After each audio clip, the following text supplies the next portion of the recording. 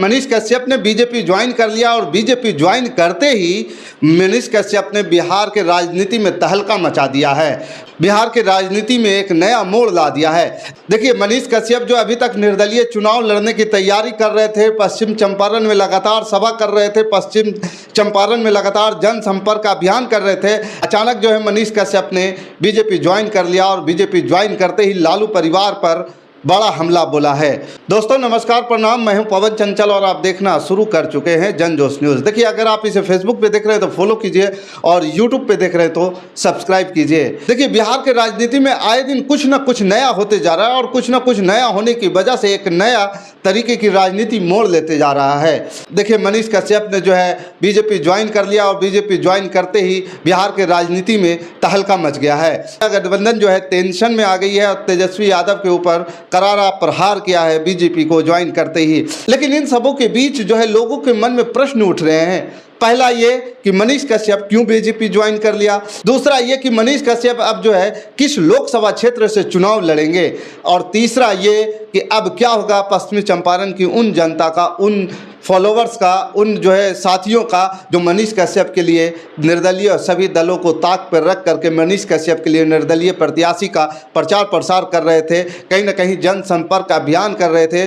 उन मतदाताओं का क्या होगा जिनके साथ विश्वासघात हुआ है, जो ये सोच करके मनीष कश्यप को दूध से नहला रही थी कि हमारा मनीष कश्यप आएगा और हमें जो है न्याय दिलाएगा। क्या मनीष कश्यप अब फिर से बीजेपी में चले गए हैं? तो बीजेपी में जाने के बाद मनीष कश्यप की वही लोकप्रियता बरकरार रहेगी तो मनीष कश्यप के पास बीजेपी ज्वाइन करने से पहले था।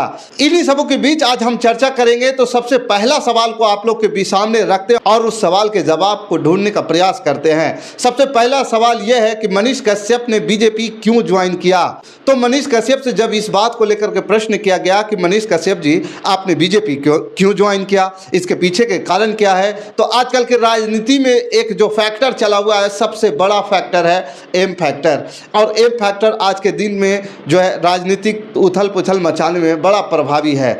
और मनीष कश्यप ने बताया कि हमारे पास भी 5 एम फैक्टर हैं जिसकी वजह से हमने बीजेपी को ज्वाइन किया है, जिसकी वजह से मनीष कश्यप ने बीजेपी को ज्वाइन किया है। और मनीष कश्यप ने 5 फैक्टर के बारे में बताया कि पहला एम है माँ, दूसरा एम है मोदी, तीसरा एम है मनोज तिवारी और चौथा एम है मोहित और 5वां एम है मणि।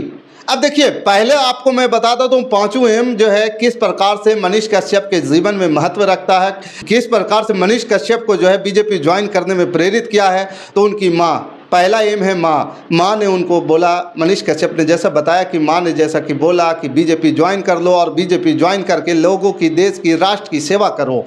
दूसरा फैक्टर है मोदी जी। मनीष कश्यप ने बताया कि मोदी जी की बहुत बड़ी फ़ैन है उनकी माता जी। उन्होंने बताया कि उनकी माता जी मोदी जी के कार्यकाल से, मोदी जी के कामों से प्रभावित हो, हमेशा उनकी वीडियो को देखते रहते हैं, इसलिए मोदी जी की बहुत बड़ी फ़ैन है, इसलिए मैंने मोदी जी की पार्टी को ज्वाइन किया।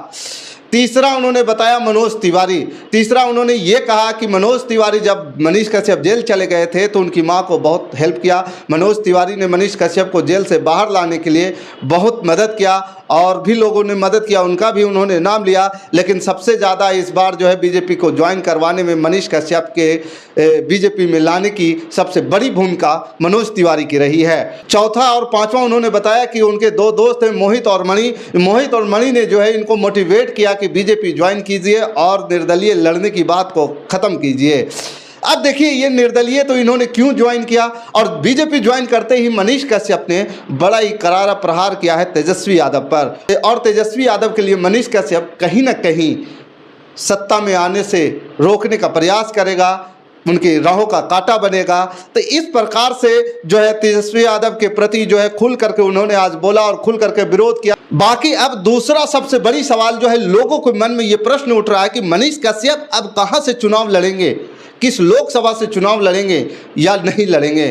तो देखिए, ये लोकसभा से चुनाव लड़ने वाली बात पे अभी हालांकि कोई आधिकारिक ऐलान तो नहीं हुआ है, लेकिन ये माना जा रहा है कि संजय जायसवाल जो है पश्चिमी चंपारण से हार रहे थे मनीष कश्यप की वजह से, और मनीष कश्यप कहीं ना कहीं संजय जायसवाल की वोटों के ऊपर सेंधमारी कर रहे थे। इस वजह से बीजेपी की एक मजबूरी थी, बीजेपी मजबूर हो गई थी। कहीं ना कहीं बीजेपी की जो है कमजोरियां जो है मनीष कश्यप पकड़ लिया था, और मनीष कश्यप जो है उस कमजोरी के ऊपर प्रहार कर रहा था। संजय जायसवाल जो है अपनी सीट वहां से हार रहे थे। इस वजह से मनीष कश्यप को जो है बीजेपी ज्वाइन करवाना पड़ा।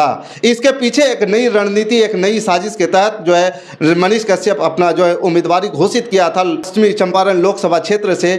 मनीष कश्यप ने खुद अपनी मुंह से कह दिया है कि अब मैं जो हूं लोकसभा चुनाव नहीं लड़ूंगा, पार्टी में आ गया हूं, पार्टी के लिए काम करूंगा। तीसरा और सबसे बड़ा सवाल यह है कि मनीष कश्यप क्या धोखेबाज हैं?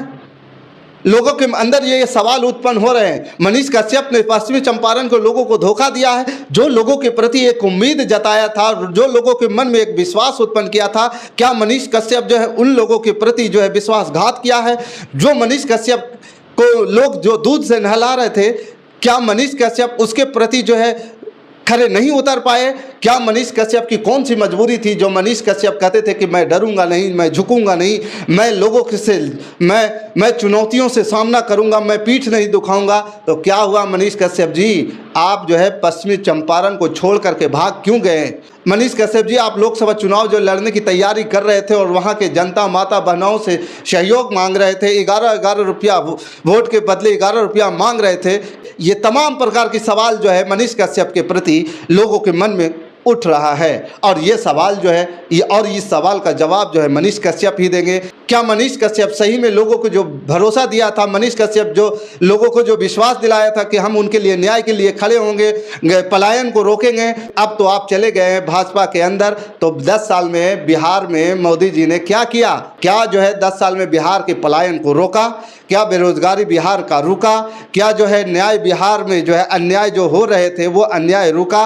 15 साल बीजेपी की सरकार रही है बिहार में, और उन 15 साल में जो बच्चे पैदा हुए आज वो जवान हो गए और उसी बीजेपी की सरकार को देख रहे हैं, लेकिन कोई बदलाव तो नज़र नहीं आ रहा है। तो इसके लेकर के कई प्रकार के सवाल हैं लोगों के मन में।